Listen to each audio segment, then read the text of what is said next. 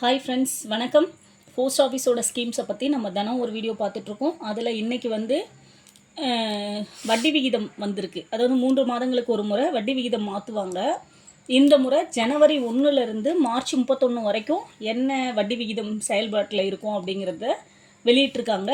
எந்த வித மாற்றமும் இல்லை. லாஸ்ட்டு 3 மாதம் என்ன வட்டி விகிதம் இருந்ததோ அதே வட்டி விகிதமே இந்த முறையும் தொடர்ந்து இருக்குது. எஸ்பிக்கு 4%, டிடிக்கு, ஆர்டி எதுலேயுமே சேஞ்சஸ் இல்லை. அதே வட்டி விகிதம் தான். நீங்கள் ஒரு முறை அப்படியே பார்த்துக்கலாம். எந்த விதமான சேஞ்சஸும் இல்லை. இப்போ ஜனவரி 1, 2025 நமக்கு ஒரு சில ரூல்ஸ் அண்ட் ரெகுலேஷன்ஸ் மாறி இருக்குது. ஆர்பிஐ வந்து டார்மெண்ட்ஸ் அக்கௌண்ட்டை வந்து உங்களுக்கு வந்து dormant accounts, inactive accounts, zero balance account எல்லாம் கேன்சல் பண்ணுறதா சொல்லியிருக்காங்க. இதில் டார்மெண்ட் அக்கௌண்ட்னா என்னென்னா 24 மந்த்ஸும் ஆயிடுச்சு, அதுக்கு மேலே 24 மந்த்ஸ் ஆஃப்டர் அதுக்கும் மேலே இருக்கிற எந்த பண பரிவர்த்தையும் நடக்காத அக்கௌண்ட் எல்லாமே டார்மெண்ட் அக்கௌண்ட்ஸ் சொல்லுவாங்க. இன்ஆக்டிவ் அக்கௌண்ட்னா 12 மந்த்து நீங்கள் எதுவுமே யூஸ் பண்ணல, 12 மந்த்து டு 24 மந்த்ஸ் பிஃபோர், இது வந்து இன்ஆக்டிவ் அக்கௌண்ட் சொல்லுவாங்க. ஜீரோ பேலன்ஸ் அக்கௌண்ட்னா ஒரு வங்கி கணக்குக்கு இவ்வளோ மெயின்டைன் பண்ணணும்னு சொல்லுவாங்க இல்லையா, பேலன்ஸு, அந்த பேலன்ஸையும் மெயின்டைன் பண்ணாமல் வச்சிருக்கிற அக்கௌண்ட் ஜீரோ பேலன்ஸ் அக்கௌண்ட்டு. இது எல்லாமே முடக்க சொல்லிட்டாங்க. இது வந்து சேஃப்டிக்காக, அதை வந்து இந்த அக்கௌண்ட்டு மூலியமாக எதனா தவறு நடந்துடக்கூடாதுங்கிறதுக்காக சொல்லியிருக்காங்க. உங்களோட அக்கௌண்ட்டுங்க இந்த மாதிரி ஏதாவது இருக்குது, நீங்கள் இவ்வளோ நாள் அதை கவனம் செலுத்தாமல் விட்டுருந்தீங்கன்னா நீங்கள் உடனே பேங்க்கை போயிட்டு பார்த்து நீங்கள் முதல்ல உங்கள் பேரில் எத்தனை அக்கௌண்ட் இருக்குது, அதில் எது நீங்கள் கரெக்டாக மெயின்டைன் பண்ணுறீங்க, எதை மெயின்டைன் பண்ணலை, அது உங்களுக்கு தேவையில்லையா அப்படியெல்லாம் முடிவு பண்ணிவிட்டு, உங்களுக்கு தேவை அப்படின்னா கேஒய்சி அப்டேட் பண்ணிவிட்டு பேலன்ஸ் என்ன மெயின்டைன் பண்ணணுமோ அதை கண்டிப்பாக மெயின்டைன் பண்ணுங்கள். வருஷத்துக்கு ஒரு முறையாச்சும் டிரான்சாக்ஷன் கண்டிப்பாக நடந்திருக்கணும். அப்படி நம்ம ஒரு முறை டிரான்சாக்ஷன் பண்ணிட்டாலே கூட ஆக்டிவ்லேயே இருக்கும் அக்கௌண்ட்டு. அதனால் நீங்கள் பார்த்துக்கோங்க. இது வந்து நமக்கு அப்டேட் ஆகாமல் இருந்தீங்கன்னா கொஞ்சம் தெரிஞ்சுக்கோங்க இந்த விஷயத்தை. இதுக்கப்புறம் கேஒய்சி அப்டேட் பண்ண போகும்போது ஆதார், பேன், ஃபோட்டோ எல்லாமே எடுத்துகிட்டு போயிடுங்க. கேஒய்சி அப்டேட் பண்ணிட்டு வந்துடுங்க. பேலன்ஸ் மெயின்டெனன்ஸும் நம்ம ஆன்லைன் மூலியமாக கூட நீங்கள் பண்ணிக்கலாம். இப்போ போஸ்ட் ஆஃபீஸோட ஸ்கீம் எல்லாத்த பற்றியும் அதோட ரேட் ஆஃப் இன்ட்ரெஸ்ட் எவ்வளோ போட்டால் எவ்வளோ வரும் அப்படிங்கிற டீட்டெயிலாம் சொல்லிகிட்டே வந்தேன்.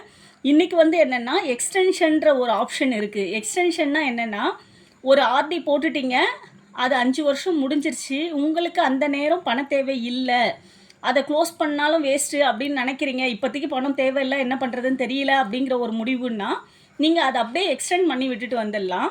இப்போ ஆர்டி 5 இயர்ஸ் போட்டிருக்கீங்க. ஏன்னா நம்மக்கிட்ட போஸ்ட் ஆஃபீஸை பொறுத்த வரைக்கும் 5 வருஷம் ஆர்டி தான் இருக்குது. அந்த 5 வருஷம் ஆர்டி வந்து எக்ஸ்டென்ஷன் பண்ணி இன்னொரு 5 வருஷத்துக்கு எக்ஸ்டெண்ட் பண்ணி விட்டுட்டு வந்துடலாம். நீங்கள் எந்த போஸ்ட் ஆஃபீஸில் போட்டிங்களோ அந்த போஸ்ட் ஆஃபீஸில் போயிட்டு ஒரு ஃபார்ம் ஃபில் பண்ணி கொடுத்தீங்கன்னா எக்ஸ்டென்ஷன் பண்ணி கொடுத்துருவாங்க. இது நீங்கள் போடுற அன்னைக்கு என்ன வட்டி விகிதமோ அதே வட்டி விகிதம் தான் எக்ஸ்டெண்ட் பண்ணும் போதும் தொடரும்.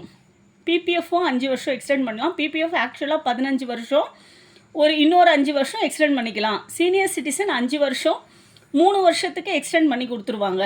அப்ளிகேஷன் ஃபார் எக்ஸ்டென்ஷன் வாங்கி ஃபில் பண்ணி எஸ்ஓவில் கொடுத்தீங்கன்னா உங்களுக்கு வந்து அதை ரெடி பண்ணி கொடுத்துருவாங்க. பழைய புக்கை நீங்கள் சப்மிட் பண்ணணும். புது புக்குக்கான டீட்டெயில் அவங்க சிஸ்டத்தில் ஃபிட் பண்ணிவிட்டு பிரிண்ட்டு போட்டு டேட்டு, எந்த date, from date to date போட்டு உங்களுக்கு சீல் போட்டு கொடுத்துருவாங்க.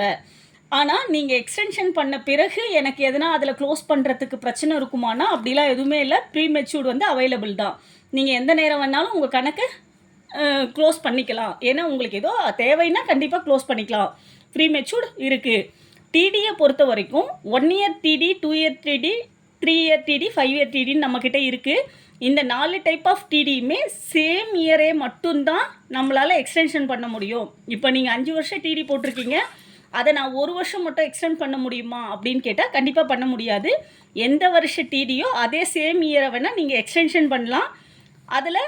இதில் நிறைய கண்டிஷன்ஸ் இருக்குது. 6 மாதத்துக்கு முன்னாடியே 1 இயர் டிடி போட்டிருக்கீங்கன்னா 6 மாதத்துக்கு முன்னாடியே எக்ஸ்டென்ஷன்ற ஆப்ஷனை நீங்கள் கொடுத்துடணும்.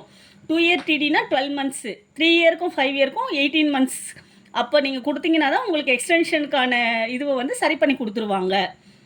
இதில் டிடி போடும் போது இன்னொரு பெனிஃபிட் என்னென்னா, நமக்கு ஆட்டோ ரெனிவல்ன்ற ஒரு ஆப்ஷனும் இருக்குது. நீங்கள் டிடி போடும் போதே தேவைன்னா வந்து க்ளோஸ் பண்ணுவோம், இல்லைனா அப்படியே ரெனிவல் ஆகிக்கிட்டோம் அப்படின்னா நீங்கள் போடும் போதே சொல்லிடணும். உங்கள் அப்ளிகேஷன் ஃபார்ம்லேயே ஃபில் பண்ணி கொடுத்துட்டிங்கன்னா ஆட்டோ ரெனிவல்ங்கிற ஆப்ஷனும் இருக்குது.